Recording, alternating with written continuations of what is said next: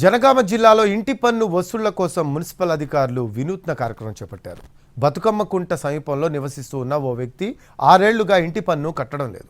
ఎన్నిసార్లు నోటీసులు ఇచ్చినా స్పందించకపోవడంతో మున్సిపల్ కమిషనర్ వెంకటేశ్వర్లు ఆధ్వర్యంలో ఇంటి బయట బైఠాయించారు మున్సిపల్ అధికారులు, సిబ్బంది.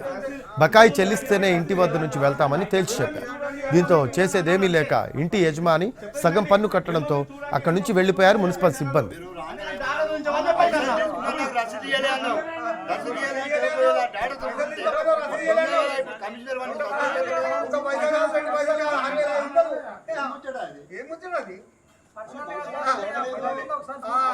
అవకాశం ఉంటే ఇప్పుడు 20,000 ఇచ్చి ఇప్పుడు 20,000 కూడా వచ్చినాయి. 50,000 రసీదు అంటాడు ఆయన. ఎన్నిసార్లు కట్టాను? ఫస్ట్ ఒకసారి